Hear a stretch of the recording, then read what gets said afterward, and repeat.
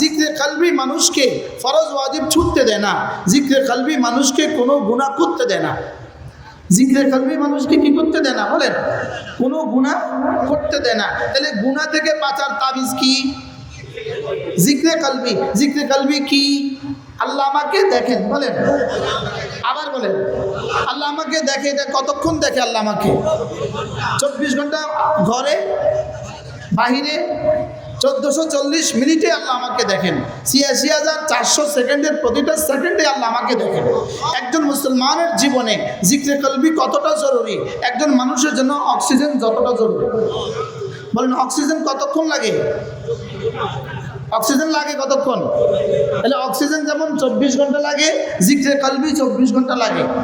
এই জন্য জিক্রে লেসানি, জবানে জিকির করব কতক্ষণ? জবানে জিকির করব সাধ্যে গুলায় যতক্ষণ। আর দিলে দিলে জিকির করব কতক্ষণ? জীবন আছে যতক্ষণ। দিলে দিলে জিকির করব কতক্ষণ বলেন? জীবন আছে যতক্ষণ। আর জবানে জিকির করব কতক্ষণ বলেন? সাধ্যে কুলায় যতক্ষণ বলেন। এই জন্য জিকির এমন একটা ইবাদত। হযরত আব্দুল্লাহ ইবনে আব্বাস রাদিয়াল্লাহু তাআলা বলেন, জিকির একমাত্র ইবাদত জিকির, যার জন্য আল্লাহ তাআলা কোনো সংখ্যা ঠিক করে দেন নাই, যার জন্য আল্লাহ তাআলা কোনো গায়া ঠিক করে দেন নাই, যার জন্য আল্লাহ তাআলা ওযুকে শর্ত লাগান নাই, যার জন্য গোসলকেও শর্ত লাগান নাই, যার জন্য বসাকেও শর্ত লাগান নাই, মসজিদে বসাকেও শর্ত লাগান নাই। জিকিরের জন্য আল্লাহ তাআলা এতটা সহজ করে দিয়েছেন। আল্লাযীনা ইয়াযকুরুনাল্লাহা কিয়ামা ওয়া কুউদান ওয়া আলা জুনুবিহিম। জিকির করবা কখন কখন? তুমি হাঁটতে হাঁটতেও করবা, বসতে বসতেও করবা, শুয়ে শুয়েও করবা। কি হয়? এই জন্য জিকিরের ইবাদতটা কতক্ষণ চলবে বলেন? মূলত জিকিরের ইবাদতটা আল্লাহ কেন দিলেন? জিকিরের ইবাদত দিলেন শুধুই এই জন্য, এটাকে এত সহজ করে দিলেন কেন? শুধুই এই জন্য বান্দা যেন 24 ঘন্টার প্রতিটা মুহূর্তেই তার জান্নাত সাজাতে পারে। কি ভাই? তার জান্নাত কি করতে পারে? সাজাইতে পারে। এই জন্য হযরত আব্দুল্লাহ ইবনে আব্বাস রাদিয়াল্লাহু তাআলা বলেন, কোন মানুষ যদি প্রতিদিন 300 বার জিকির করে, বলেন কমপক্ষে কতবার? হযরত আব্দুল্লাহ ইবনে আব্বাস রাদিয়াল্লাহু তাআলা বলেন, কোন মানুষ যদি প্রতিদিন 300 বার জিকির করে, তা আল্লাহ তাআলা নিশ্চিতভাবে তাকে বেশি বেশি জিকির করনেওয়ালা বানায়া হাসরের ময়দানে তুলবেন। কতবার জিকির করে বলেন? কতবার? 300 বার জিকির করলে কি বানায়া তুলবেন? হাসরের ময়দানে আল্লাহ তাআলা বেশি জিকির করনেওয়ালা বানায়া কি করবেন? তুলবেন।